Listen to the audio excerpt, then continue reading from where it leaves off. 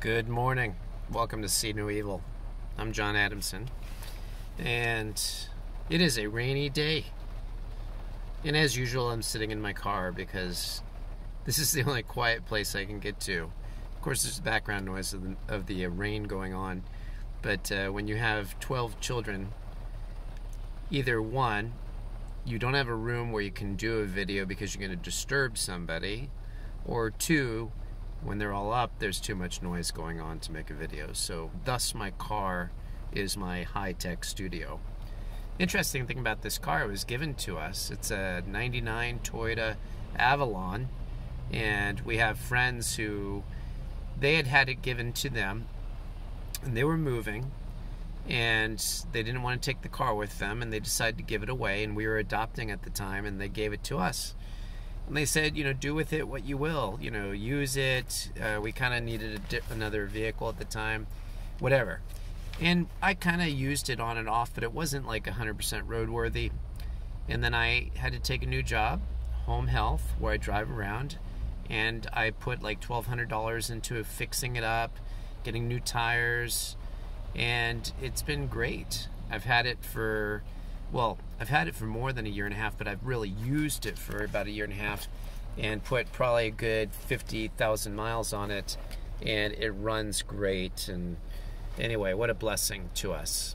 The Toyota Avalon, the first large car that Toyota put out, not considered a large car now, but of course we as Americans have grown substantially. So what are we going to talk about today? We're going to continue some of our discussion dealing with Common Sense by Thomas Paine, who was one of our really founding fathers of this country. His thought on liberty was integral to the formation of the young nation at that time. And this is a quote from him, and I'm going to partly touch on this, and then I'm going to touch base on Jordan Peterson, who you may know, and then we're going to go into the Bible. So this is part of his introduction to Common Sense. He says, who the author of this production is, because he didn't share his name at first, who the author of this production is wholly unnecessary to the public as the object for their attention. Okay, as the object for their attention is the doctrine itself, not the man.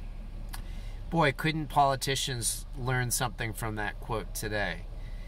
It's the ideas that they're discussing, not whether they've had, now 3 wives, or whether they've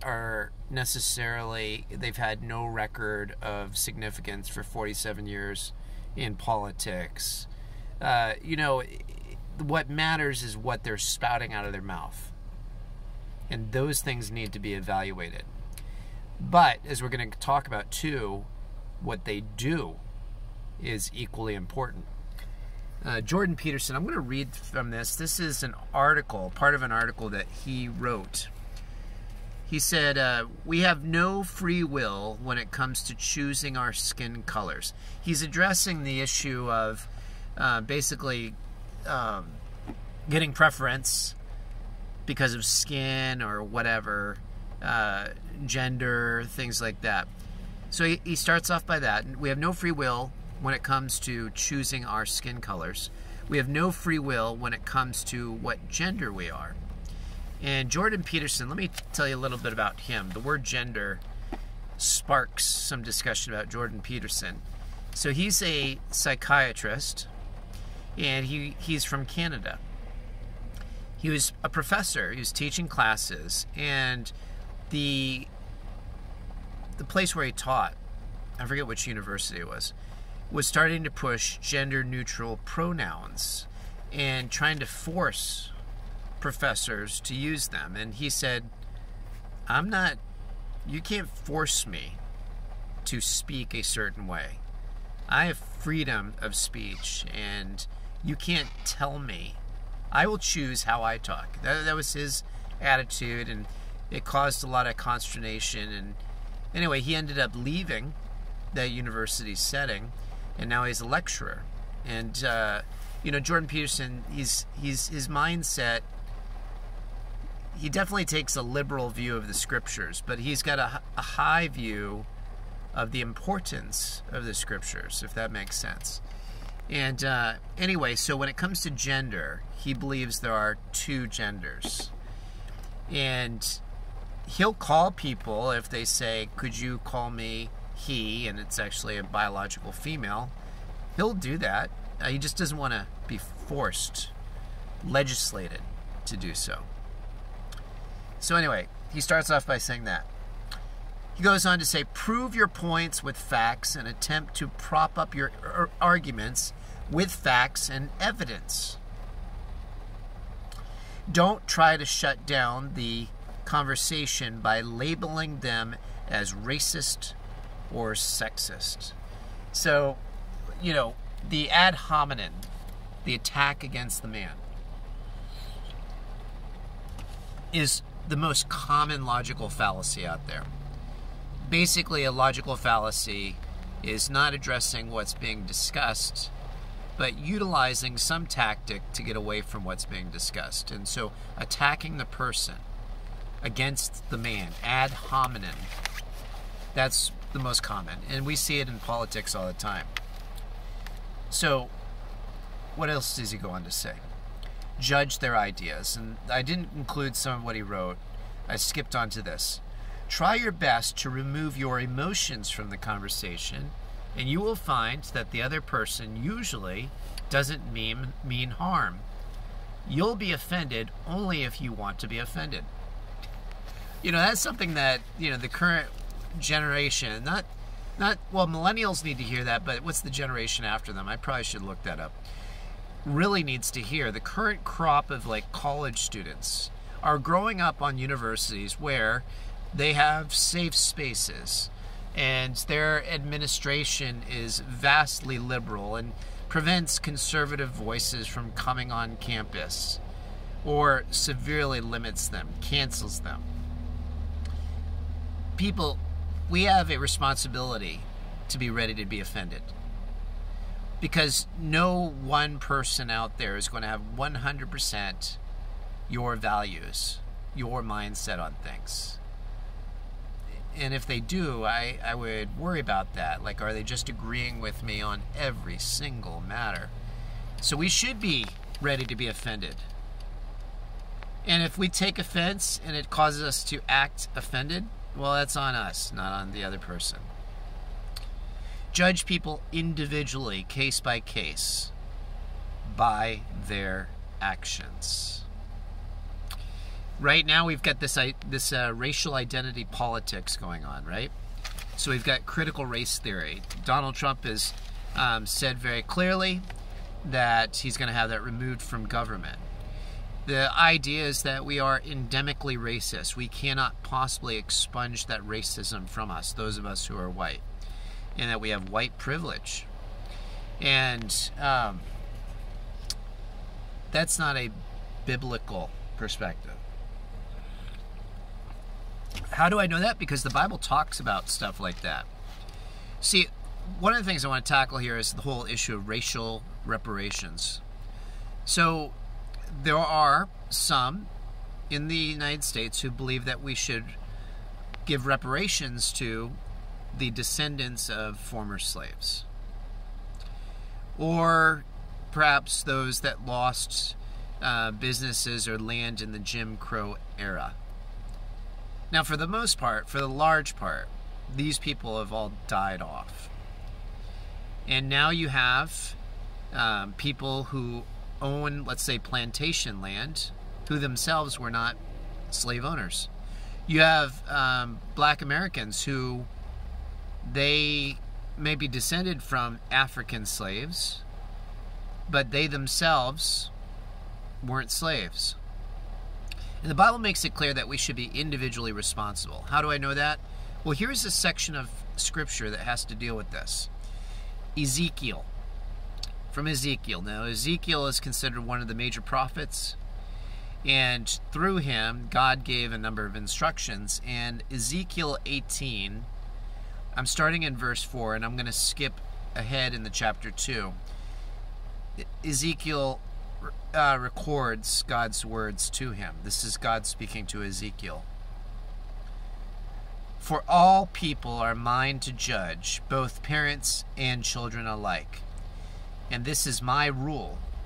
The person who sins is the one who dies. So, death. Death physically, death spiritually. He provides God goes on to provide an example of 3 generations. He says, okay, suppose the first generation was a righteous person, followed the law according to the T. That man had a son, and that son was wicked. Does the sin of the son count against the father? And this is in Ezekiel. Well, God speaking through Ezekiel says no. No, the sin is all on the son, not the father. Now, suppose this wicked son has a son who turns around and ends up being righteous. Does he get punished for the sins of his father? And again, the answer is no. Each is individually responsible. So going on chapter 4 of Ezekiel, starting in verse 19, it says, "What?" you ask. "Doesn't the child pay for the parent's sin? No. For if the child does what is just and right and keeps my decrees, that child will surely live." Now we know we're all going to die. So what is he talking about? He's talking about spiritual application to life and death. Now obviously you can't earn your way into heaven. That's not what Ezekiel is getting at. It's basically a hypothetical in some respects. People don't live perfect lives. The person who sins is the one who will die. The child will not be punished for the parent's sin, and the parent will not be punished for the child's sin. Righteous people will be rewarded for their own righteous behavior, and wicked people will be punished for their own wickedness. That's wonderful. It's nice that we have personal responsibility, right? So going on, I read an article, or at least a good portion, well, part of an article. I had to skip through some of the storytelling from a magazine called The Atlantic. Have you heard of them? They're the ones who famously printed a story they basically had to retract somewhat, that claimed that 4 anonymous sources were with Trump during a trip to Normandy where he made fun of the dead soldiers. It was a slanderous article, and a lot of people that were with Trump during that trip said there was no such thing. That did not happen. Even people like Bolton. What's Bolton's first name? Not Michael Bolton. But anyway, Bolton, former UN ambassador, said, no, Trump never said that.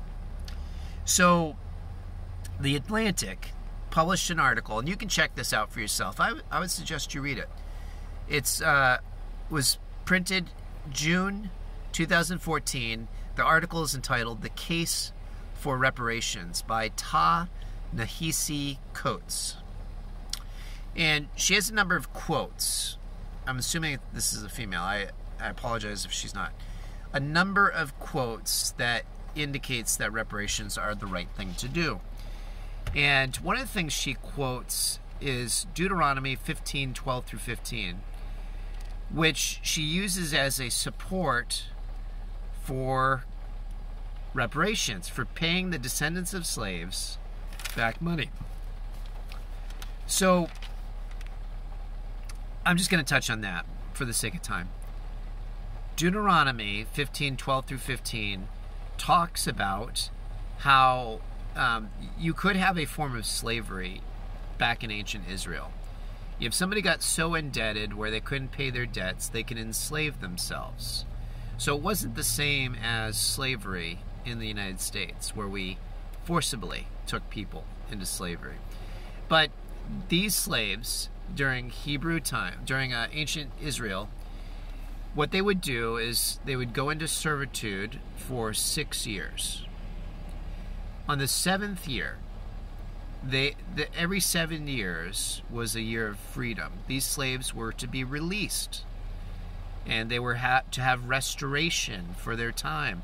And the person who had enslaved them was supposed to send them away with more than they came in with. That way they could start over, and they would have something to start their life again and hopefully not go back into slavery in the future. That was different because that was a person who experienced slavery firsthand, giving reparations for the time that they were a slave right then. Not Joe, whose great-great-great-great-grandpappy was a slave, and Joe's now in college for some gender studies degree and is in debt and will not have a job because of that stupid degree. Joe doesn't deserve reparations for what his great-great-great-great-great-great-granddaddy faced. That's not justice. As the Bible points out, we are equally responsible for our own sins, just as we are going to be rewarded for our own righteousness. Those slave owners that hurt his ancestor through slavery are dead, long dead, and the descendants of that slave owner don't owe anything, nothing, to that descendant of the slave.